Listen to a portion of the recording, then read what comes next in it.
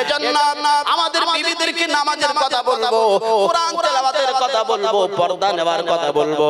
ও মুসলমান কলিজার টুকরা বাবাজি, আম্মা জান খাদিজাতুল কুবরার এমন করে সার্টিফিকেট দেওয়ার কারণে নবীজির মনটা বড় হয়ে গেল। আমার বিবি আমার পাশে আছে, আর কারো দরকার নাই। বিবি পাশে যদি ভালোভাবে সাপোর্ট করে একটা পুরুষ কিন্তু ঊর্ধ্বগামী হওয়ার জন্য আর কারোর যুক্তি বুদ্ধি প্রয়োজন নাই। ও কলিজার টুকরা বাবাজি, এজন্য সৎ স্ত্রী পাওয়ার জন্য আল্লাহর কাছে দোয়া চাইতে হবে, আল্লাহর কাছে বলতে হবে, আয় আল্লাহ তাআলা আমার জীবন সঙ্গী আমার বিচন মন্ত্রীকে সৎ বানায় দাও, নামাজি বানায় দাও। বিবি যদি এমন করে সৎ হয়ে যায়, নেককারিনী হয়ে যায়, আল্লাহ বলেছেন ওই ঘর আর ওই বাড়িটা জান্নাতের একটা টুকরা হয়ে যাবে। একবার জোরে বলা যাবে সুবহানাল্লাহ। এজন্য নেককার বিবির জন্য আল্লাহর কাছে চাইতে হবে। কার কাছে চাইতে হবে? একজনের কাছে চাইলে ফেরত দেয় না, তিনি কে? চাইবো আমরা ইনশাআল্লাহ। আবার মাঝে মধ্যে বাবার কাছে চাইতে যান না, আছে না নাই? এরকম ধরনের পার্টি আছে না? তারা মাথায় টুপি দেয়, নামাজও পড়ে, কুরআনও পড়ে, নবীকে মানে, আবার মাঝে মধ্যে বাবার দরবারে সেজদা মেরে যায়, বাবার দরবারের হাঁড়িতে টাকা মারে, আছে না নাই? তিনবার করে আজমিরে যায়, নামাজ নাই, কালাম নাই, কুল নাই, কলমা নাই, পশ্চিম উত্তর দক্ষিণের জ্ঞান নাই, দাঁড়িয়ে গরুর মতো হোস পাইপ ছেড়ে দেয়। এরকম নীল কিছু মানুষ আছে, চায়ের দোকানে বসে আবার বলে চারবার আজমিরের গাড়ি করি, তুই আমার থেকে পাক্কা ইমানদার হতে পারিস না। আমি এত মহব্বত করি খাজা হুজুরকে, এত মহব্বত করি অমুক হুজুরকে, অথচ নামাজ নাই, কালাম নাই। আল্লাহ বলেছেন ওরে ইবাদত আমার কাছে গ্রহণযোগ্য হবে নাই। হবে নাকি? কথা বলে হবে। ও মুসলমান ভাইরা, আল্লাহ তাআলা বলেছেন সব ইবাদতের মূল ইবাদত দোয়া সালাত। বান্দা যে বান্দা নামাজ ছেড়ে দেয়, নামাজকে ইনকার করে, নামাজকে অস্বীকার করে, একজন কাফের আর মুসলমানের যেমন পার্থক্য তারও তেমন পার্থক্য হয়ে যায়। এজন্য নামাজ পড়তে হবে। আমরা যারা ঈমানদার কলেমা পড়েছি, নামাজ যদি আমি আপনি পড়ি, অল্প ইবাদত করলে খুশি হয়ে যাবে একজন, তিনি কে? সবাই বলেন তিনি কে? এজন্য আল্লাহর খুশির জন্য আমরা সবাই 5 ওয়াক্ত নামাজ পড়ব, নবীর সুন্নাতকে মেনে চলব, জবানে সত্য বলবো, হারাম খাবো না, শরীয়তের অবৈধ কিছু করব না। এই জায়গায় বসে বসে যদি আল্লাহকে হাত তুলে দেখায় দিতে পারেন, আল্লাহর কসম, কোরআন শরীফের আয়াত আল্লাহ বলেছেন আমি আল্লাহ বিগত জীবনের গুনাহ maaf করে দেই। ওমাইয়া আমাল সুআন আও ইয়াযলিম নাফসা সুম্মা ইস্তাগফিরিল্লাহ ইয়াজিদিল্লাহ গফুরুর রহিমা। আল্লাহু আকবার বলা যাবে। আল্লাহ বলেছেন বান্দা অন্যায় করেছি, পাহাড় পরিমাণ অপরাধ করে, তোর গুনাহ হতে হতে এমন করে জমিন থেকে আসমানে ঠেকে গেছে, তারপরেও আমার কাছে চাইতে আমার কাছে বলতে ভুলে যাবি না। আমি আল্লাহ বলেছে কুল ইয়া ইবাদিয়াল্লাযীনা আসরাফু আলা আনফুসিহিম লা তাকনাতু মির রাহমাতিল্লাহ ইন্নাল্লাহা ইয়াগফিরুয যুনুবা জামিআ ইন্নাহু হুয়াল গফুরুর রহিম। আমার বান্দা পাহাড় পরিমাণ অন্যায় করবার পর দুনিয়ার কোন মানুষের কাছে চাইবি না, কারোর কাছে বলবি না। এশার নামাজ পড়ে সকাল সকাল শুয়ে যাবি, এমন করে রাতের শেষ অংশে উঠে যাবি, উঠে গিয়ে 2 রাকাত নামাজ পড়বি, 2 রাকাত নামাজ পড়ে আমার কাছে চাইবি, আয় আল্লাহ আমি অপরাধ করে ফেলেছি, তুমি আমার maaf করে দাও। আয় আল্লাহ জিনা করে ফেলেছি, maaf করে দাও। পরের মাল ফাঁকি দিয়েছি, maaf করে দাও। আমার মতো এই জমিনে আর গুনাহগার নাই। আল্লাহ বলেছেন বান্দা তোর এই কথা বলবার সাথে সাথে, তোর চোখের পানি নাকের ডগায় আসার সাথে সাথে আমি আল্লাহ তোর জীবনের গুনাহ maaf করে দেই। একবার জোরে বলা যাবে সুবহানাল্লাহ। তওবা করব ইনশাআল্লাহ, এইভাবে চাইবো ইনশাআল্লাহ। নামাজ কয় ওয়াক্ত? সবাই বলেন। 6 ওয়াক্ত। বলে আল্লাহর রাসূল 5 ওয়াক্ত বলেছেন, কিন্তু আল্লাহ তাআলা অন্যত্রে আরেক জায়গায় বলেছেন তাহাজ্জুদের একটা ওয়াক্ত আছে না নাই?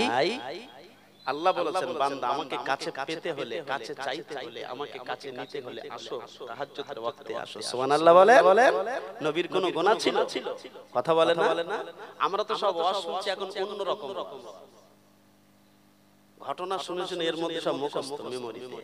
বক্তা ফেল করে নেবে, একটা ভালো লোককে তুলে দিলে বলে তুই কি ওয়াজ করবি, আমি ওয়াজ করে তো পাগলা হয়ে যাবে। কিন্তু আসলে ওয়াজটা কি জানেন, 6666টি কোরআনের আয়াত, একটা আয়াত পড়লে একটা আয়াতের মানে মতলব বুঝলে, আর 1 ঘন্টা 2 ঘন্টা যদি কেউ বসে থাকে 100% গ্যারান্টি আল্লাহ তাআলা বলেছেন ওই বান্দার আসমান জমিনে যত গুনাহ আছে সব গুনাহ মাফ করে নেকিতে পূরণ করে দেব আমি আল্লাহ। সুবহানাল্লাহ বলেন। ও মুসলমান ভাইরা, আল্লাহ তাআলা নবী বলেন ওয়া মিনাল লাইলি ফাতাহাজ্জাদ বিহি নাফিলাতাল লাক আসা আইয়াবআসাকা রাব্বুকা মাকামাম মাহমুদা। আল্লাহ তাআলা বলেন ও আমার বান্দা, আমি আল্লাহ তোমার উপরে 5 ওয়াক্ত নামাজ আমি ফরজ করেছি, ফরজ আমি আল্লাহ আমার হুকুমকে তোমার উপরে দিয়েছি, আর 1 ওয়াক্ত এক্সট্রা দিয়েছি। কারণ এই আমার হুকুমটা মান্যতা দেওয়ার পর, আমার হুকুমটা মেনে নেওয়ার পর আমি আল্লাহ আমাকে যদি কোনো বান্দা কাছে পাওয়ার আশা করে, কাছে পাওয়ার জন্য এমন করে ঠিক করে, তার জন্য একটা রাস্তা রেখে দিয়েছি। রাস্তাটা হলো তাহাজ্জুদের ওয়াক্তে। সবাই যখন ঘুমিয়ে যাবে, সবাই দুনিয়ার এমন করে ক্লান্ত ভাব নিয়ে গভীর রাতে ঘুমিয়ে যাবে, নিদ্রায় যাবে। ও বান্দা তুমি তাড়াতাড়ি উঠে গিয়ে তাহাজ্জুদের শেষ ওয়াক্তে উঠে ওযু কালাম করে 2 রাকাত নামাজ আদায় করে লম্বা আল্লাহর কোরআন তেলাওয়াত করে আমার কাছে দোয়া চাইলে, গভীর রাতে আমি আল্লাহ জানায় দিলাম তোমার যে ঘাড়ের মোটা মোটা শিরা আছে ওই শিরা থেকে আমি আল্লাহর কাছে এসে যাই, আমি আল্লাহ আরো নিকটে এসে যাই। নাহানু আকরাবু ইলাইহি মিন হাবলিল ওয়ারিদ। ও বান্দা তোর কি প্রয়োজন বল না? তোর মেয়ের শরীর খারাপ, তোর বিবির শরীর খারাপ, তোর মেয়ে বিয়ে হয় না, তোর খাওয়া হয় না, খাওয়ার কষ্ট কারোর কাছে বলবি না। আমি আল্লাহ তোকে আদর করে বানিয়েছি, আমি আল্লাহ মায়া করে বানিয়েছি, আমি আল্লাহ মোহাব্বত করে বানিয়েছি। আদমের বেটা না পেয়ে আমার কাছ থেকে চলে যাবে, আমি আল্লাহ সইতে পারবো না। ও বান্দারে আমার কাছে বলার সাথে সাথে আমি আল্লাহ রব্বুল আলামিন এত বড় কুদরতওয়ালা, এত বড় দয়া মেহেরবান, আমি আল্লাহ তোর সমস্যার সমাধান করে দিয়ে আমি আল্লাহ তোর ঘরে পাঠিয়ে দিতে পারি। একবার জোরে বলা যাবে সুবহানাল্লাহ। এজন্য কোন সমস্যা হলে চাইবো একজনের কাছে, তিনি কে? সবাই বলে কারুর কাছে বলবো না, একজনের কাছে বলবো, তিনি হলেন আল্লাহ। কারুর কাছে শোনাবো না, একজনকে শোনাবো, তিনি হলেন আল্লাহ। গভীর রাতে তাহাজ্জুদের ওয়াক্তে যদি সময় না পেয়ে যায়, এশার নামাজটা পড়ে সময় দেবেন মসজিদে, আল্লাহর কাছে বিড়বিড় করে বলবেন। আল্লাহ তাআলা বলেছেন বান্দা তোর বলাটা শুনতে পাই আমি আল্লাহ। সুবহানাল্লাহ বলে। ও মুসলমান ভাইরা, ও আমার কলিজার টুকরা বাবাজিরা, ও প্রিয় বন্ধু আমার শুনে রাখেন, এখন চলছে সবে মেরাজের চাঁদ, সবে মেরাজের চাঁদ। সম্ভবত আল্লাহ তাআলা নবীকে এত বড় মুজিজা হিসাবে আল্লাহ তাআলা নবীকে পাঠিয়েছেন। ওই নবীর উপরে যে কোরআনুল কারীমটা শ্রেষ্ঠতম কিতাব পাঠিয়েছেন, এই কোরআনুল কারীমটা নিয়ে গোটা পৃথিবীতে একটা ষড়যন্ত্র হয়েছিল।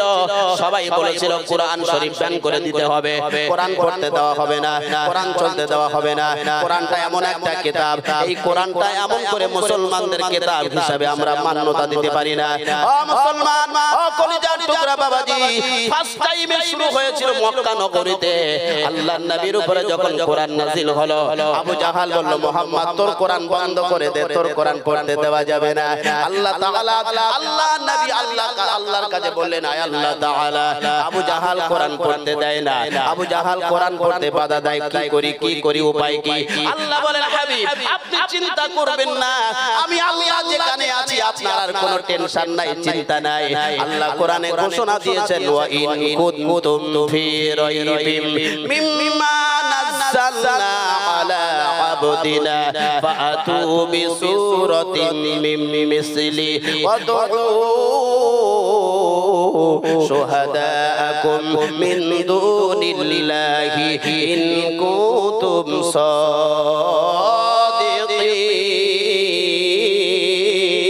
সাদিকিন। আল্লাহু আকবার বলেন। কিসের আয়াত? কিসের আয়াত? এজন্য আসলে বিষয় হলো আমরা তো ইন্ডিয়ান লোক, বাংলাদেশে কালকেই যাব ফার্স্ট মর্নিং কোরআন শরীফের আয়াত দিয়ে কথা বললে মানুষ পাগলের মতো হয়ে যায়। কোরআনে আছে জাদু, কোরআনে কি আছে? কথা বলেন, জাদু, চমক।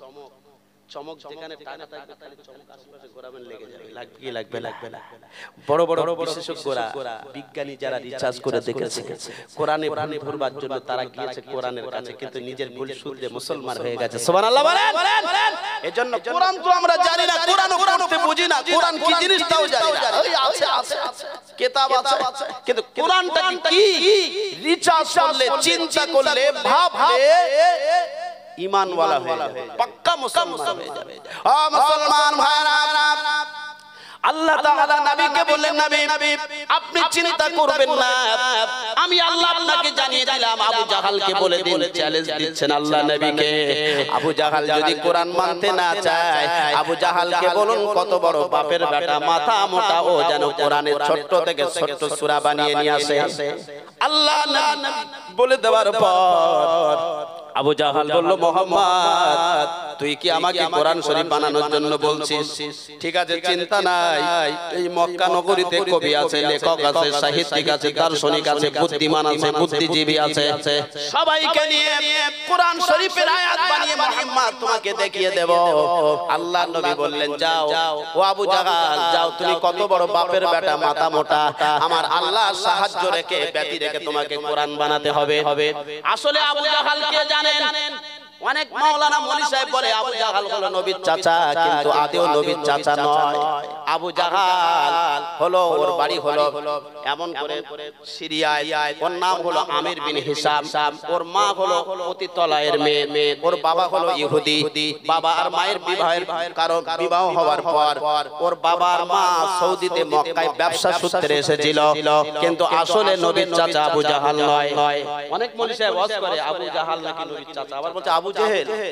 অনেকে শুনেছেন না ওয়াজ, দেখবেন বাংলা ওয়াজ, বাংলা বক্তারে আবু জেহেল জীবনেই জানে না যে আবু জেহেলটাকে। আর এদের ওয়াজ শুনলে গোমরা হয়ে যাবেন, জাহান্নাম ছাড়া কিচ্ছু জুটবে না। এজন্য আপনাকে কথা শুনতে হবে সঠিক কথা, যে কথা শুনলে আপনি আল্লাহকে চিনতে আপনার সহজ হবে। তাহলে আবু জাহালটাকে বোঝা গেছে। আবু জাহালের নাম হলো আমির বিন হিসাম। আবু জাহাল কে দিল? আল্লাহর রাসূল সাহাবীদের নিয়ে একটা আলোচনা করছেন, আর এ খালি ডিস্টার্ব করছে। দেখবেন আপনারা দুজন কথা বলবেন, কিছু লোক আছে তারা নিজের কান করতে চায়, আছে না? এই ধরনের কালচারওয়ালা মানুষ নাই তো। আবু জাহাল ছেঁচড়া তো, ও নবীজির কথা শুনতে চাচ্ছেন। আল্লাহ রাসূল বলছেন, কেন বেকার ডিস্টার্ব করছেন, যান না, আপনি আপনার কাজে যান না। তো না, মুহাম্মদ তোমরা কি বলো আমি শুনতে চাই। যখন যাচ্ছে না, তখন আল্লাহ রাসূল একটু ধমক দিয়ে বললেন, যাও, মূর্খের পিতা আবু জাহাল, আবু মানে পিতা, জাহাল মানে মূর্খ, চলে যাও। আমরা আমাদের পার্সোনাল কথা বলছি, আমাদের ডিস্টার্ব কেন করো? সেই দিন থেকে নাম হলো আবু জাহাল, আদৌ নবীর চাচা নয়। কথা বোঝাতে পেরেছি ভাই?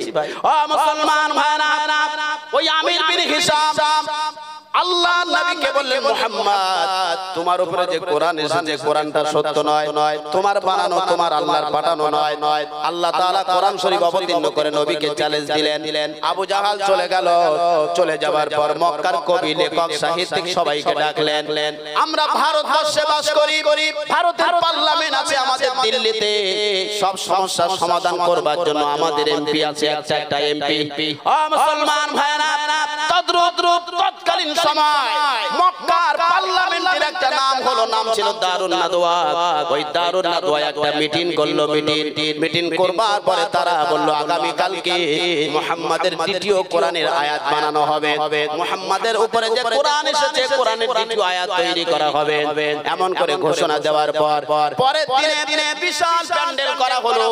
আবু জাহাল, আবু লাহাব, উতবা, সায়বা, মুগীরা, বড় বড় বেঈমানেরা তারা এমন করে গদিতে বসলেন, আর নিচে আম জনতা বসলো। বসার পরে দেখতে পাওয়া গেল আবু জাহাল ঘোষণা দিল, ও মক্কার কবি উঠে দাঁড়িয়ে যাও। কবি দাঁড়িয়ে বলতে লাগলেন, আমি জানতাম আপনি হলেন এমন করে বুদ্ধির বাবা আবু জাহাল, কিন্তু এখন বুঝতে পারছি সব থেকে মক্কা থার্ড ক্লাস মাথা মোটা, কারণ আমাকে কোরআনের আয়াত বানাতে বলছেন।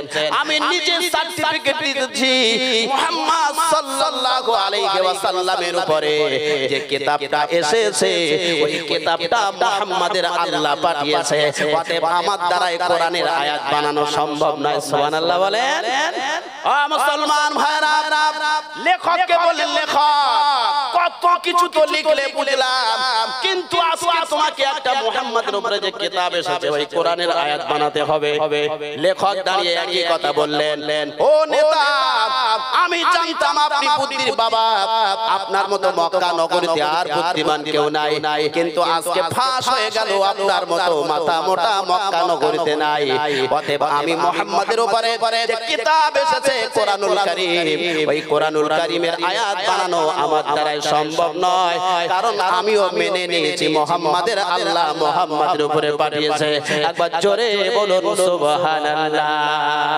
ও মুসলমান ভাইরা কবি লেখক দার্শনিক সাহিত্যিক বুদ্ধিমান বুদ্ধিজীবী সবাই যখন বলল বুলবার পর দেখতে পাওয়া গেল আবু জাহাল ঘোষণা দিল বলল আমি বুঝতে পেরেছি মুহাম্মাদের উপরে যে কিতাব এসেছে ওই কিতাবটা মুহাম্মাদের বানানো নয় মুহাম্মাদের আল্লাহ পাঠিয়েছে একবার জোরে বলা যাবে সুবহানাল্লাহ নারে তাকবীর আল্লাহর নামে ধ্বনি দিলে খুশি হয় একজন কে খুশি হয় আল্লাহর নামে ধ্বনি দিতে অসুবিধা জোরে বলতে অসুবিধা জোরে বললে অহংকার মুক্ত হয়ে যায় সুবহানাল্লাহ বলেন তায়েফের জমিনে সর্বপ্রথমে ইসলামের যুদ্ধ হয়েছিল বদরের ময়দান কোথায় কোথায় বদরের ময়দানে 313 জন সাহাবী হাজারের অধিক বেঈমান খালি আল্লাহর রাসূল একটা আওয়াজ দিয়েছিলেন নারে তাকবীর আল্লাহু আকবার আল্লাহ বড় আল্লাহ বড় আল্লাহ বড় আল্লাহ মহান আল্লাহ মহান আল্লাহ মহান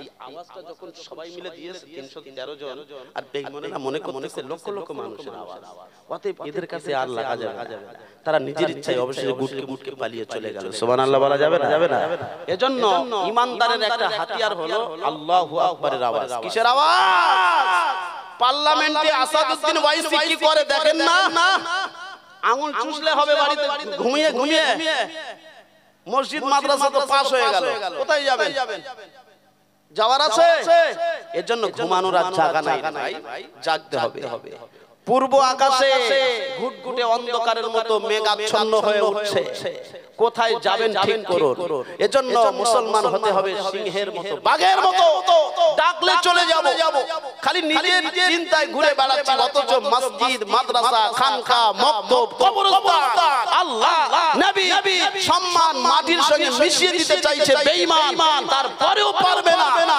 কারণ আল্লাহর ওয়াদা আল্লাহ বলেছেন আমি যখন ধরব পৃথিবীর কোন মায়ের বাচ্চার ক্ষমতা নাই আমার হাত দিয়ে বাঁচানোর সুবহানাল্লাহ বলে জন্য কতবার বেড়ে যা অপেক্ষা করছি অপেক্ষা ইতিহাস পড়েছি ভোলে নাই ফেরাউন সে একটা রাজ্যের মুখ্যমন্ত্রী প্রধানমন্ত্রীর দায়িত্ব পালন করত সাদ্দাত এত বড় ক্ষমতাশালী লোক ছিল অবশেষে আল্লাহ তাবারক তাআলা দুনিয়ার জমিন থেকে জুতোর বাড়ি মেরে ইঁদুর বাচ্চার মতো চুবিয়ে বিদায় দিল ফেরাউনকে আর এমন করে সাদ্দাত আল্লাহ তাআলার ফেরেশতা দিয়ে গলা টিপে উঁচু করে 1 সেকেন্ডে দুনিয়া থেকে বিদায় দিল নমরুদ ফোঁড়া মশা দিয়ে আল্লাহ তাবারক তাআলা নিজের জুতো নিজে মাথায় মারতে আল্লাহ তাআলা বিদায় করে দিল কারুন আল্লাহ তাআলা এত সম্পদ দিয়েছিল তাকেও দুনিয়া থেকে বিদায় করে দিল এজন্য তুমি মনে করো আমি দেশের অমুক আমি দেশের সমুক ক্ষমতা আমার কাছে তুচ্ছ আল্লাহর ক্ষমতার কাছে তোমার ক্ষমতা তুচ্ছ আমরা ঈমানদার এটা বিশ্বাস করি কারা কারা করি আল্লাহকে হাত তুলে দেখাতে পারবো নারে তাকবীর নারে তাকবীর আল কোরআনের আলো আল হাদিসের আলো নারে তাকবীর এজন্য আমাদের ঈমান মজবুত করতে হবে বিশ্বাস একজনের উপরে রাখতে হবে তিনি কে সবকিছুর ক্ষমতা যার কাছে তিনি হলেন আল্লাহ সুবহানাল্লাহ বলা যাবে না আবু জাহালের ক্ষমতা বুদ্ধি শেষ পরের দিনে বলছে মুহাম্মাদের কাছে গিয়ে সারেন্ডার করব সুবহানাল্লাহ বলেন ও মুসলমান ভাইরা আল্লাহ নবী সাল্লাল্লাহু আলাইহি ওয়াসাল্লাম পরের দিনে সকালবেলা বেরিয়েছেন, আবু জাহালও বাড়ি থেকে বেরিয়েছে। আল্লাহ নবীর কাছে গিয়ে হাতে হাত দিয়ে কলেমা পড়বে, উদ্দেশ্য মানে মুসলমান হয়ে যাবে। মুসলমান ভাইরা, বেঈমানদের কিন্তু চিন্তা আলাদা থাকে, মুখে একটা বলে অন্তরে আরেকটা থাকে। এরা হলো মুনাফিক, বেঈমান, শয়তান। কথা ঠিক কি ঠিক না? ঈমানদার যারা হবে মুখে বলবে আর অন্তরে সেটা মিল হবে। কথা ঠিক কি ঠিক না? এজন্য কাফের দেখে ভয় পাবেন না, কিন্তু মুনাফিক দেখে ভয় পাবেন। কি দেখে ভয় পাবেন? মুনাফিক খারাপ, খুব সাংঘাতিক, বলবে আর করবে আর। এজন্য খবরদার, একজন কাফের নাস্তিক এদের দেখে যত না ভয়, কিন্তু মুনাফিকের থেকে আরো বেশি ভয়। ও মুসলমান ভাইরা, আবু জাহাল নবীজির কাছে এসেছে, আসার পরে বলতে লাগলেন মুহাম্মদ, মুস্কে মুস্কে হেসে বলছেন, মুহাম্মদ আমি বুঝেছি তুমি যে সত্য নবী, তোমার উপরে যে কিতাব এসেছে ওই কিতাবটা সত্য, আমি সার্টিফিকেট দিতেছি। আল্লাহ নবী বললেন, আবু জাহাল ও চাচা, তাহলে আপনি ঈমানের কলেমা পড়ে নেন, মুসলমান হয়ে যান। যেই না নবীজি বলেছেন বলবার পরে পরে ওই আবু জাহাল বলল, মুহাম্মদ তুমি চিন্তা করো না, আমি বুঝেছি তুমি নবী, তোমার উপরে যে কিতাব এসেছে এটাও সত্য কিতাব, আল্লাহর পাঠানো কোরআনুল কারীম। অতএব এখন পড়বো না, একটু পরে পড়বো। কি পড়বো? ও মুসলমান ভাইরা, আমাদের সমাজে হুজুর মসজিদের জুমায় বয়ান করে, বিভিন্ন বক্তার বক্তব্য যখন শোনে তারা তখন কোরআনের মজলিসে ওয়াদা করে, হুজুর আগামী কাল থেকে নামাজ পড়বো, মিথ্যা বলবো না, আমানতের খেয়ানত করবো না, বাপ মার সঙ্গে ভালো ব্যবহার করবো, মিলাদ কালাম শেষ, মসজিদে নামাজ শেষ, যা ছিল তাই রয়ে যায়। যায় কি যায় না? আবু জাহাল নাই, কিন্তু আবু জাহালের স্বভাব, কথা বলে না? আছে না নাই? আবু জাহালের কালচার সমাজে আছে না নাই? এজন্য প্রিয় মুসলমান বাবাজি, আপনারা বুদ্ধি সম্পন্ন মানুষ, আল্লাহ তাআলা আপনাদের ব্রেন দিয়েছে, এজন্য কথার কাজে মিল হতে হবে। এটা ঈমানদারের লক্ষণ। কার লক্ষণ? কথা বলো, কার লক্ষণ? ঈমানদারের লক্ষণ। মুখে যেটা বলবো কাজে সেটা করব ইনশাআল্লাহ। ইনশাআল্লাহ বলি। ও মুসলমান ভাইরা, আবু জাহাল চলে গেল। চলে যাওয়ার পর গভীর রাতে চিন্তা ভাবনা করেছে, মুহাম্মদকে ফাঁসানো গেল না, মুহাম্মদকে ঠকানো গেল না, কি করা যায়? মুহাম্মদকে ঠকাতে গেলে, ফাঁসাতে গেলে একটা প্ল্যান করতে হবে। কি প্ল্যান? দেখবো মুহাম্মদের উপরে যেন কিতাব এসেছে ওই কোরআনটা শুনতে চাই, নাকি খুব সুন্দর কিতাব, খুব সুন্দর কোরআনের আওয়াজ। ও মুসলমান ভাইরা, আবু জাহাল, আবু লাহাব, উতবা, সায়েবা, এই চারজনা মিলে চক্রান্ত করলো, চলো আমরা গভীর রাতে মুহাম্মদের কোরআন শুনতে যাব। আল্লাহর নবীর উপরে এমন করে যতটা কোরআন নাযিল হয়েছিল, আল্লাহর নবীর উপরে একদিনে কিন্তু কোরআন নাযিল হয় নাই। 22 বছর 4 মাস 17 দিন ধরে কোরআনুল কারীম এসেছে, 30টা পারা, 6666টি আয়াত, 14 থেকে 15টি সাজদা, টোটাল 3,23,624টা মতো অক্ষর। কোন মুফাসসিরে কোরআন লিখেছেন, কোন মুফাসসির লিখেছেন আরো কিছু অক্ষর বাড়তি হবে। ও মুসলমান ভাইরা, এজন্য টোটাল কোরআন শরীফটা যখন একত্রিত করা হলো, হওয়ার পরে আল্লাহর নবী এশার নামাজ পড়ে আল্লাহর কোরআনটা নিয়ে তেলাওয়াত করেন। আবু জাহাল, আবু লাহাব, উতবা, সায়েবা এরা গভীর রাতে নবীজির ঘরের সামনে চলে গেলেন। আল্লাহর নবী কোরআন তেলাওয়াত করেন, আর আবু জাহাল, আবু লাহাব, উতবা, সায়েবা ঘরের চারটে কোণায় দাঁড়িয়ে আল্লাহর নবীর মুখস্থিত কোরআন তেলাওয়াত করা, কোরআন শোনা শুরু করে দেন। একবার জোরে বলুন সুবহানাল্লাহ। একটু মুহাম্মদে দরুদ আল্লাহুম্মা।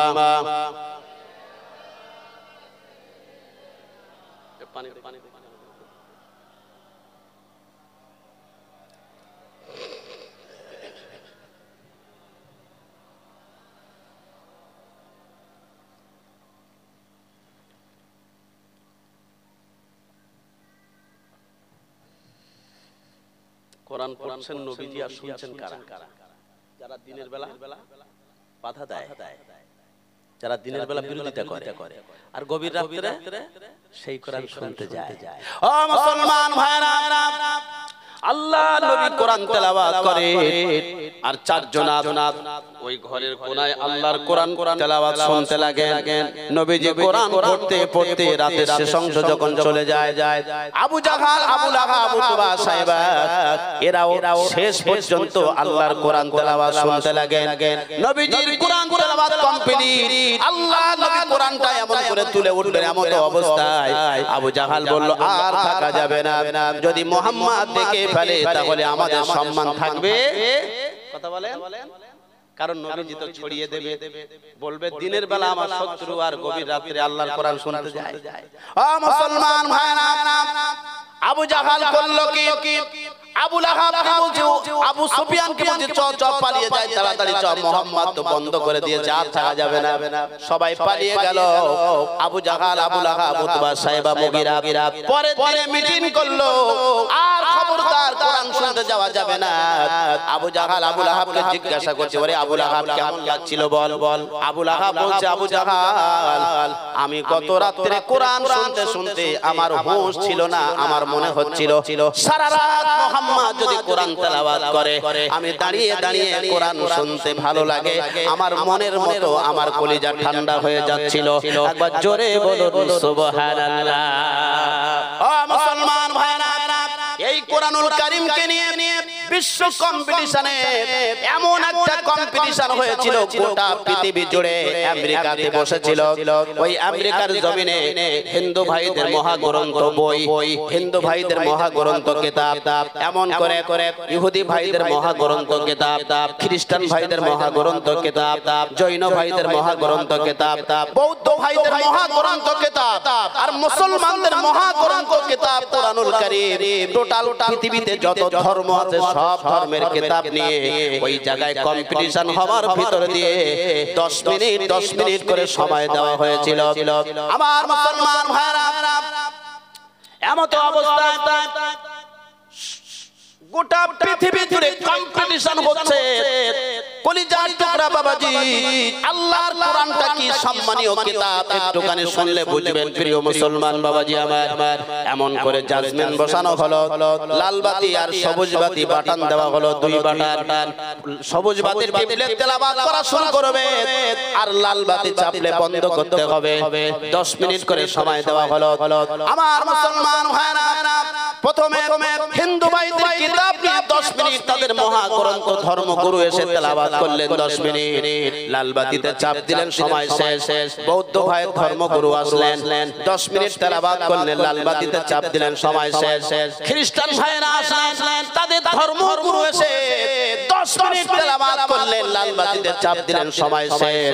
গোটা পৃথিবীতে যত ধর্ম আছে সব ধর্মের পুস্তক, সব ধর্মের কিতাব নিয়ে তাদের ধর্মগুরুরা 10 মিনিট করে তেলাওয়াত করলেন। সবাই তেলাওয়াত কমপ্লিট। শেষ ফাইনালে মুসলমানদের ধর্মগ্রন্থ কিতাব কোরআনুল কারীম তেলাওয়াত করবেন কে? ওই এমন করে মক্কা থেকে আগত, গায়ে একটা পাঞ্জাবি লাগানো, মাথায় একটা টুপি লাগানো, হাতে একটা কিতাব নিয়ে এমন করে মহাগ্রন্থ কিতাব নিয়ে এসেছেন বিশ্ববিখ্যাত কারি আব্দুল বাসিত। এমন করে আল্লাহর কোরআন তেলাওয়াত করবার জন্য হাজির হয়ে গেছেন। আমার মুসলমান ভাইরা, সভাপতি সময় দিয়েছেন 10 মিনিট, এবারে কোরআন তেলাওয়াত হবে। ও মুসলমান, ও কলিজার টুকরা বাবাজি, কারি আব্দুল বাসিত আল্লাহর কোরআনটা নিয়ে যখন হাতে নিয়ে আউযু বিল্লাহি মিনাশ শাইতানির রাজিম বিসমিল্লাহির রহমানির রহিম বলে উনি যখন সূরা ফাতিহা তেলাওয়াত করলেন, ওনার তেলাওয়াত যারা শুনেছেন তারা দেখবেন প্রায় আধা মিনিট সময় নিয়ে দম নিয়ে এমন করে কোরআন শরীফ পড়া শুরু করেন।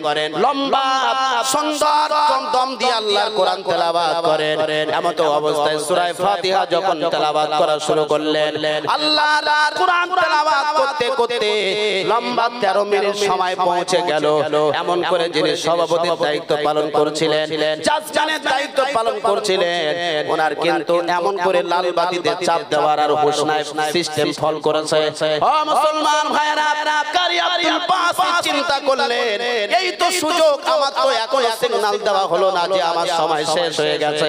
উনি আবার আল্লাহর কোরআনুল কারীম থেকে সূরা রহমান তেলাওয়াত করা শুরু করলেন। সূরা রহমান তেলাওয়াত করতে করতে 25 25 থেকে 26 মিনিটে পৌঁছে গেছে। এমতো অবস্থায় পৌঁছে যাওয়ার পরে টোটাল কমিটি ম্যানেজমেন্ট যারা কমিটির দায়িত্ব পালন করছিলেন, এমন করে মুসলমান বাবাজি আমার বাইরে থেকে ভিতরে রুমের মধ্যে চলে আসলেন। আসার পরে যিনি দায়িত্ব পালন করছিলেন তারা শরীরে ঘা দিয়ে বলতেন, কি ব্যাপার? এমতো অবস্থায় সব ধর্মের বইরা 10 মিনিট করে পড়লো, কিন্তু মুসলমানদের ধর্মের কিতাব এমন করে এই 25 থেকে 26 মিনিট ধরে কেন পড়তে দিলেন? ও মুসলমান ভাইরা, এই কথা বলবার পর যিনি দায়িত্বশীল জাজম্যান ছিলেন তিনি যেন আশ্চর্য হয়ে গেছেন, হুঁশ হারিয়ে ফেলেছেন। তিনি এমন করে জেনে ধরা মতো ভূতি ধরার মতো আশ্চর্য হয়ে গেলেন। কি সর্বনাশ, কি হলো? লাল বাতি, নীল বাতি, এই হুঁশ জ্ঞান হারিয়ে ফেলেছেন। আমার মুসলমান ভাইরা, এই কথাটা বলবার পরে তাকে জিজ্ঞাসা করা হলো, সব ধর্মের বইদের, সব ধর্মের ধর্মগুরুদের কিতাবদের 10 মিনিট করে সময় দিলেন, কিন্তু আপনি কোরআনুল কারীম মুসলমানদের কিতাব 25 থেকে 26 মিনিট কেন সময় দিলেন বলুন? ও মুসলমান ভাইরা, যিনি দায়িত্বশীল জাজম্যান ছিলেন তিনি বলতে লাগলেন, আমি জানি না মুসলমানদের ধর্মগ্রন্থ কিতাব কোরআনুল কারীম ওই কারি আব্দুল বাসিত এই জায়গায় বসবার পরে কি যেন এমন একটা টান দিল, কি যেন এমন একটা লম্বা সুর দিয়ে পড়া শুরু করে দিল। এই পড়া শুরু করে দেওয়ার পরে যেন আমার শরীরের ভিতরে হুঁশ আর চলে গেল, হুঁশ নাই, আমার সিস্টেম ফল করেছে, আমার হিদায়াত জ্ঞান নাই, টাইম চলে যাচ্ছে আমি তাও বুঝি না। এখানে তো আমার কোনো দোষার উপর কিছু হতে পারে না। ও মুসলমান কলিজার টুকরা বাবাজি, অবশেষে গোটা হলের মধ্যে যারা ছিল দায়িত্বশীল ব্যক্তি সবাই বলল, ও আব্দুল বাসিত, তোমার যত তেলাওয়াত করার ইচ্ছা তুমি আজকে তেলাওয়াত করে গোটা মহলের ভিতরে, এই রুমের ভিতরে সবাইকে মুগ্ধ করে দাও। ও মুসলমান ভাইরা, কারি আব্দুল বাসিত সূরা রহমান এমন করে গোটা সূরা রহমানটা তেলাওয়াত করে ওই রুমের ভিতরে যত মানুষ ছিল সবাইকে মুগ্ধ করে আল্লাহর কোরআনটা শুনিয়েছিলেন। অবশেষে এইটা নিয়ে এমন করে গোটা বিশ্বের আদালতে একটা আদালত আছে, ও মুসলমান কলিজার টুকরা বাবাজি, ওই আদালতে যখন বিচার দেওয়া হলো, এমন করে জাজ জিজ্ঞাসা করলো, কি ব্যাপার? এমন করে আপনাকে তো জাজম্যান করে বসানো হলো, আপনার দায়িত্ব দেওয়া হলো সব ধর্মের কিতাবগুলো 10 মিনিট করে পড়বে, সময় শেষ হয়ে গেলে তাদেরকে নামিয়ে দেবেন, এটা আপনার দায়িত্ব। কিন্তু সব ধর্মের কিতাব 10 মিনিট হয়ে যাওয়ার পরে তাদের জন্য লাল বাতি চাপ দিলেন, তাদের নামিয়ে দিলেন। দেওয়ার পরে মুসলমানদের কিতাব নিয়ে যখন আব্দুল বাসিত দিল, তাদের জন্য 25 থেকে 26 মিনিট কেন দিলেন আপনাকে জবাবদিহি করতে চাই। ও মুসলমান ভাইরা, তিনি আদালতের সামনে, জজের সামনে বলতে লাগলেন, জজ সাহেব যখন মুসলমানদের কিতাব এমন করে পড়া শুরু করলেন, এমন করে তেলাওয়াত করা শুরু করলেন, কি যেন একটা লম্বা টান দিল। টান দেওয়ার পর আমার শরীর থেকে, আমার দেহ থেকে হুঁশ নিয়ে যেন চলে গেছে। আমি সাগরে আছি না জমিনে আছি না আসমানে আছি, আমি নিজেই বুঝতে পারি না। হিতাহিত জ্ঞান নাই, সিস্টেম ফল করেছে, টাইমের জ্ঞান নাই, কত মিনিট কত ঘন্টা পড়েছে তাও আমি বলতে পারবো না। যারা আইন নিয়ে পড়াশোনা করেছে দেখবেন তাদের জিজ্ঞাসা করলে তারা বলবে, যারা পাগল, যদি কেউ পাগল খুন করে তার কিন্তু আদালতে বিচার হয়। কথা বলে না? কোন ব্রেন শট মানুষ যদি কাউকে মেরে মার্ডার করে তার বিচার হয় না। আদালত রায় দিয়ে দিল, বিচার দিয়ে দিল, আদালত ফয়সালা করে দিল। হিতাহিতার জ্ঞান নাই, এমন করে চিন্তা ভাবনা তার শরীরে নাই, সে জমিনে না আসমানে না চন্দ্রে চলে গেছে, তার তো জ্ঞান নাই। ওতে বুঝেছে এর বিচার আর কিছু হয় নাই, এখানে সমাপ্ত। ও মুসলমান বাবাজি, ও কলিজার টুকরা বাবাজিরা, এজন্য আল্লাহর কোরআন শুনলে ঈমান বেড়ে যায়, আল্লাহর কোরআন শুনলে বেঈমান থেকে মুসলমান হয়ে যায়। বিশ্ব বিখ্যাত যারা মনীষীরা আছেন, ও কলিজার টুকরা বাবাজি, তারা কোরআন রিসার্চ করে দেখেছে কোরআনের ভুল ধরবার জন্য, কিন্তু নিজের ভুল শুধরে আল্লাহ তাআলার কোরআনটাকে নিজের কাছে, আল্লাহর কিতাবটাকে নিজের ঈমানি কিতাব হিসাবে পড়ে ঈমানের কলেমা পড়ে নিয়েছে। লা ইলাহা ইল্লাল্লাহ মুহাম্মাদুর রাসূলুল্লাহ সাল্লাল্লাহু। মুসলমান ভাইরা, এজন্য আমরা যারা মুসলমান কলেমা পড়েছি আমরা কোরআন বুঝি না, কোরআন পড়ি না। কলিজার টুকরা বাবাজি, পৃথিবীর বিখ্যাত বিখ্যাত মনীষীরা তারা কোরআন পড়ে মুসলমান হয়ে যেতেছে। কথা ঠিক কি ঠিক না? কথা ঠিক না? ডক্টর মরিস বুকাইলি একজন বিখ্যাত বিখ্যাত মনীষী ছিলেন। তিনি কোরআনকে ভুল ধরবার জন্য চিন্তা ভাবনা করলেন যে কোরআনের ভিতরে কি আছে আমি দেখতে চাই। সৌদিতে চলে গেলেন। সৌদিতে যাওয়ার পরে দেখেন কোরআন তো আরবি ভাষায় লেখা। কি ভাষায় লেখা? বলে না কি ভাষা? আরবি ভাষায় লেখা। এখন ওই সৌদির বড় একজন শায়েখকে ডাকলেন ফোন করে, হ্যালো আমি কোরআন শিখতে চাই। সুবহানাল্লাহ বলেন। 2 মাস করে ছুটি পান, 2 মাস করে মক্কার জমিনে কোরআন শিখতে যান। এই 2 মাস করে শিখতে শিখতে 5 বছর কোরআন শরীফ শিখতে সময় লাগলো। আল্লাহর কোরআন যখন তেলাওয়াত করা শুরু করলেন, আউযু বিল্লাহি মিনাশ শাইতানির রাজীম, বিসমিল্লাহির রহমানির রহিম, যালিকাল কিতাবু লা রাইবা ফি। সুবহানাল্লাহ বলেন। কোরআন ভুল ধরবার জন্য, কিসের জন্য? ভুল ধরবার জন্য কোরআন শিখেছেন, ইমানদার হওয়ার জন্য না, মুসলমান হওয়ার জন্য। মুসলমান ভাইরা, ডক্টর মরিস বুকাইলি আল্লাহর কিতাব ভুল ধরবার জন্য এমন করে আরবি শিখেছেন 5 বছর ধরে। আল্লাহর কোরআনুল কারীম এমন বোঝা বুঝেছে, আমাদের মতো নয়। আমরা তো খালি পড়ি বুঝি না। কথা ঠিক কি ঠিক না? কথা বলে না? আমরা খালি পড়ি বুঝি। কেউ যদি কোরআন পড়ে আর বোঝে, তার মতো পৃথিবী বিখ্যাত আল্লাহ ওয়ালার কেউ থাকবে না। সুবহানাল্লাহ বলেন। কারণ কোরআন খালি পড়ি বুঝি না, কোরআনের মানেও বোঝার চেষ্টা করি না। মুসলমান বাবাজি আমার, ডক্টর মরিস বুকাইলি আল্লাহর কোরআন তেলাওয়াত করার উদ্দেশ্য হলো, কোরআন শেখার উদ্দেশ্য হলো, কোরআন বোঝার উদ্দেশ্য হলো কোরআনুল কারীমটা ভুল ধরে পৃথিবীর কাছে কোরআনটাকে অপমান করবার জন্য চিন্তা ভাবনা করেছেন। সবাই বলে পৃথিবীর বিখ্যাত কিতাব কোরআনে নাকি ভুল নাই, কিন্তু ডক্টর মরিস বুকাইলি একজন স্পেশালিস্ট। ও মুসলমান, তিনি কোরআন শিখেছেন কেবলমাত্র কোরআনে ভুল ধরবার জন্য। আল্লাহর কোরআন সূরা ফাতিহা শরীফ যখন তেলাওয়াত করেন, আলহামদুলিল্লাহি রাব্বিল আলামিন, সমস্ত প্রশংসার একমাত্র মালিক তিনি কে? সবাই বলেন। চাইতে হবে কার কাছে? কোন বিপদে আপদে অসুবিধায় চাইবো কার কাছে? এজন্য মুসলমান কলিজার টুকরা বাবাজি, আল্লাহ তাআলা কোরআনে বলেছেন, ও আমার বান্দা শুনে রাখো, কোন সমস্যার সমাধান করবার একমাত্র মালিক আমি আল্লাহ।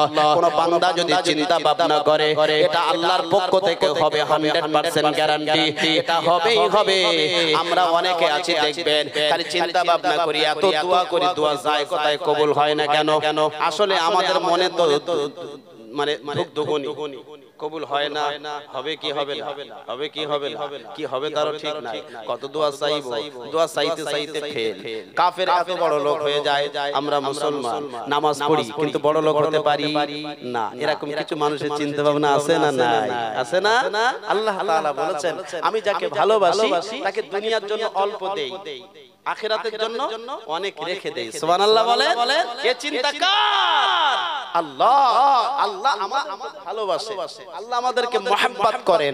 দেখবেন বাবা মা যে সন্তানকে বেশি ভালোবাসে ওই সন্তানকে গাইড করে। কথা ঠিক কি ঠিক না? যাকে বেশি ভালোবাসে না, গাইড করার প্রশ্নই আসে না। যা, কোথায় যাবি যা। আর যাকে বেশি ভালোবাসে তাকে কিন্তু আপন করতে চায়। আয় বাপ, কোথায় যাচ্ছিস? সাবধানে যা, খুব ভাবনা চিন্তা করে চল। বলে কি বলে না? ও মুসলমান ভাইরা, আল্লাহ তাআলা বলেছেন, ও আমার বান্দারা, তোমরা যারা আমি আল্লাহ আমাকে ঈমানদার বলে মেনেছো, আল্লাহ বলে মেনেছো, আল্লাহ বলে স্বীকৃতি দিয়েছো, সৃষ্টিকর্তা হিসাবে গড হিসাবে স্বীকৃতি দিয়েছো, আমি আল্লাহ তোমাদেরকে মহব্বত করি, ভালোবাসি। আমি আল্লাহ চাই আমার বান্দা যেন খারাপ পথে না যায়।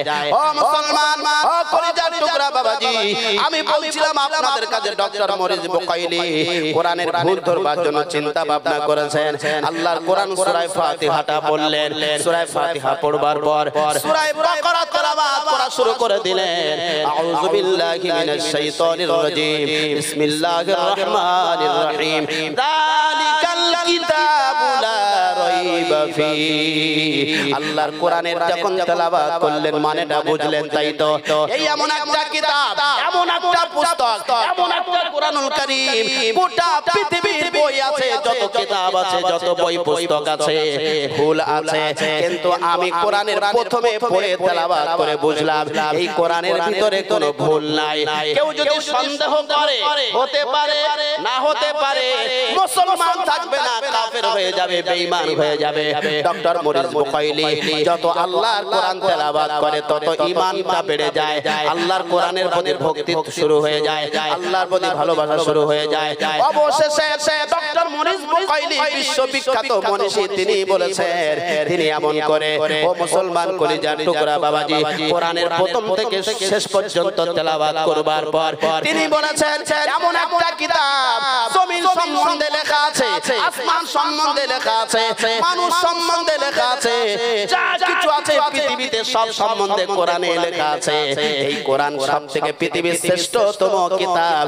এই কোরআনের মতো পৃথিবীর জমিনে এত বড় কিতাব, এত মূল্যবান কিতাব এমন করে জমিনে নাই। একবার জোরে বলা যাবে সুবহানাল্লাহ। ও মুসলমান ভাইরা, অবশেষে তিনি ঈমানের কলেমা পড়ে ডক্টর মরিস বুখাইলি মুসলমান হয়ে গেলেন।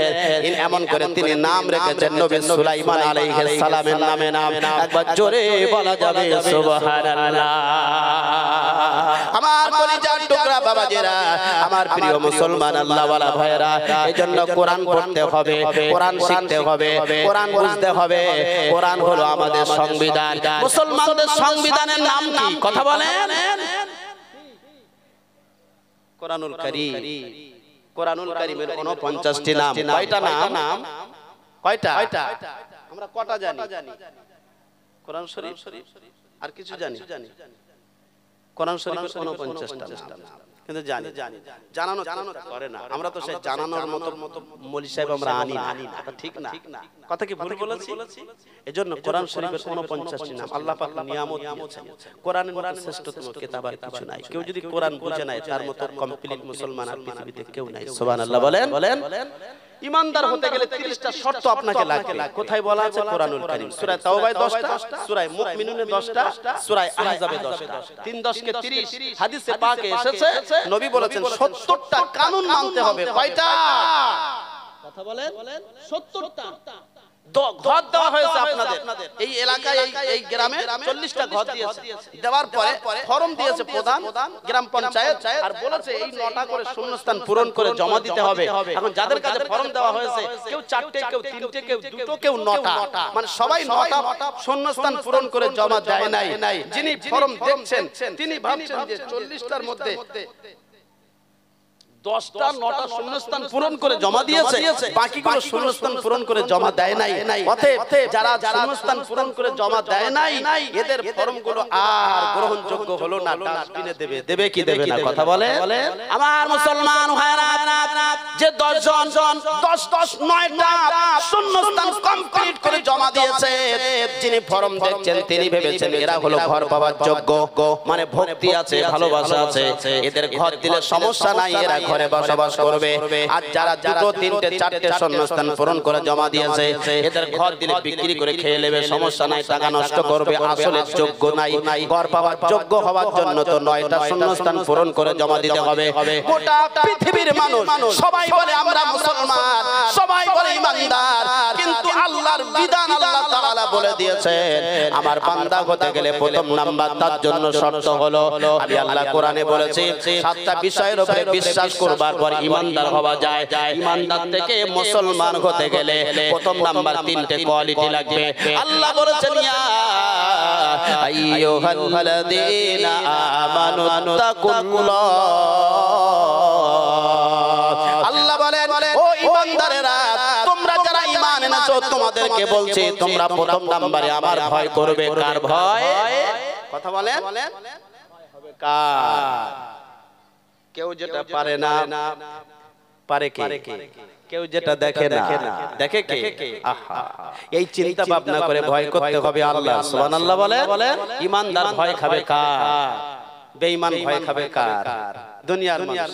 ও মুসলমান ভাইরা, আমরা সবাই ঈমানদার, কথা ঠিক কি ঠিক না? এজন্য ভয় করতে হবে আল্লাহর। আল্লাহ বলেছেন, ও ঈমানদারেরা, তোমরা যারা ঈমান এনেছো আমি আল্লাহ তোমাদেরকে বলছি, তোমাদের প্রথম নাম্বার শর্ত হলো আমানুত্তাকুল্লাহ, তোমরা আমার ভয় করবে। দ্বিতীয় নম্বরে তোমাদের শর্ত হলো হাক্কা তুকাতিহি, ভয় করার মতো ভয় করবে, এমন ভয় করবে তোমার সামনে হারাম আসবে, হারামটাকে বাঁ হাত দিয়ে ফেলে দেবে। এমন ভয় করবে তোমার সামনে মিথ্যা কথার সম্মুখীন হতে হবে, তোমাকে মিথ্যা থেকে দূরে সরে আসবে। এমন ভয় করবে তোমার সামনে সুদের মাল তোমার সামনে দেওয়া হবে, সুদের মাল ভক্ষণ করা থেকে দূরে সরে আসবে। এটার নাম ভয় করা, কথা ঠিক কি ঠিক না? কিন্তু আমার মুসলমান বাবাজি, আমার বিয়ে বাড়িতে গেলে ফোন নেওয়া হচ্ছে, ওই বিয়েতে বিসমিল্লাহ বলে খাচ্ছে মুসলমান, কথা ঠিক কি ঠিক না? আছে না নাই? কথা বলে না? একটু মহব্বত, ওই বিয়েতে বিসমিল্লাহ বলে খেলে মুসলমান থাকবে? কথা বলেন, থাকবে? ও কিন্তু আমরা খাচ্ছি, আমরা ভাবি না, খেতে হয় তাই খাই, বলতে হয় তাই বলি, চলতে হয় তাই চলি। মুসলমান ভেবে চলবে। কিভাবে চলবে? ভেবে চলবে। কি খাচ্ছি বুঝে খাবে, কোথায় যাচ্ছি বুঝে যাবে, কথা ঠিক কি ঠিক না? মুসলমান ভেবে চলবে, কারণ তাদের সামনে একজন আছেন, তাদের সঙ্গে একজন আছেন, তিনি কে? এজন্য সব সময়ের জন্য যাকে আমরা মেনে চলবো তিনি হলেন আল্লাহ। মেনে চলবো ইনশাআল্লাহ, কথা বলেন, মেনে চলবো ইনশাআল্লাহ। ও মুসলমান ভাইরা, আল্লাহ তাআলা বলেছেন আমার বান্দা যারা হবে কমপ্লিট মুসলমান হবে, ভয় করবে আমার। দ্বিতীয় নাম্বার, ভয় করার মতো করবে, এমন ভয় করবে ঈমানদার হয়ে যাবে। গভীর রাতে এই রাস্তা দিয়ে যেতে যেতে 5000 টাকার নোটের একটা বান্ডিল কচকচে 500 টাকার নোট এমন করে 5000 টাকা চাম দিয়ে গাটা দিয়ে বাঁধা পাওয়া গেছে। ঈমানদার নামাজি চাচা ওই টাকাটা তুলে তাড়াতাড়ি গপ করে পকেটের মধ্যে নিয়ে নিল। চাচা চলে গেল বাড়িতে, বিবিকে বলল, ওরে সকিনার মা, তাড়াতাড়ি আয়, বিশাল একটা ইনকাম করে এসেছি, 5000 টাকা নিয়ে এসেছি, মজা করে বাজার করব, খাবো, এখন 1 মাস আর কাজে যেতে হবে না।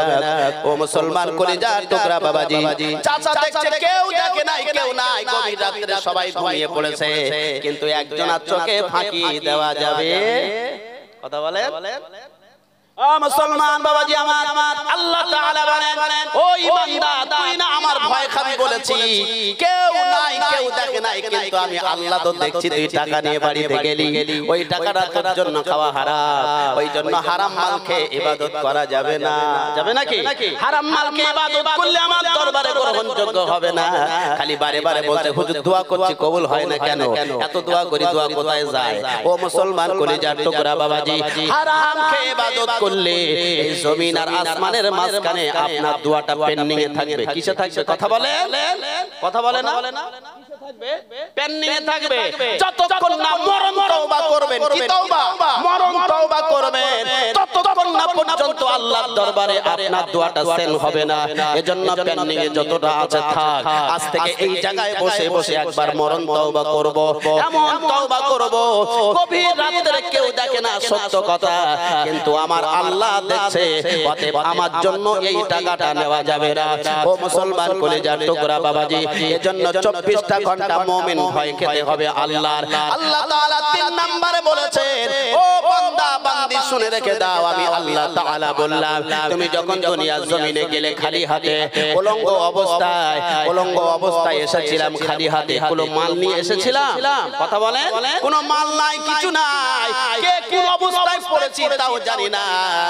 কলিজার টুকরা বাবাজি, আল্লাহ তাআলা বলেন, খালি হাতে যেমন গিয়েছো বান্দা, উলঙ্গ অবস্থায় গিয়েছো, আমি আল্লাহ বলে দিলাম ফিরে আসার সময় যেন খালি হাতে আসবি না, উলঙ্গ অবস্থায় আসবি না। কারণ তুই ছোট ছিলি, উলঙ্গ সমস্যা ছিল না, এখন বড় হয়ে গেছি, সংসার করেছি, 50, 60, 55, 40, 10, 12, 14 বছর বয়স হয়ে গেছে, তোর জন্য একটা তোর ইজ্জত ঢাকার ব্যবস্থা আমি আল্লাহ করে দিয়েছি। সুবহানাল্লাহ বলেন। দুনিয়ার সম্পদ নিয়ে আসতে পারবি না, দুনিয়ার টাকা নিয়ে আসতে পারবি না, দুনিয়ার সোনাদানা নিয়ে আসতে পারবি না, খালি হাতে আসতে হবে। তবে ডান হাতে দুনিয়া জিন্দেগিতে যা করেছে ওর বদলাগুলো নিয়ে আসবি, ওইগুলো নিয়ে আসবি। আল্লাহ বলেছেন, ফামাইয়া আমাল মিসকালা যাররাতিন খায়রান ইয়ারা ওয়া মাইয়া আমাল মিসকালা যাররাতিন মাররাতিন শাররাইয়ারা। আমি আল্লাহ তাআলা বললাম যত ইবাদত করেছি, যত নেকি করেছি, আমি আল্লাহ তোর এই নেকির বদলা খারাপের বদলা খারাপ দেব, ভালোর বদলা ভালো দেব। অতএব তুই জানো খালি হাতে আসবি না। আল্লাহ কোরআনে বলেছেন ইল্লা ওয়া আনতুম মুসলিমুন, মুসলমান না হয়ে আমি আল্লাহ আমার কাছে আসবে না। একবার জোরে বলা যাবে সুবহানাল্লাহ, জোরে বলা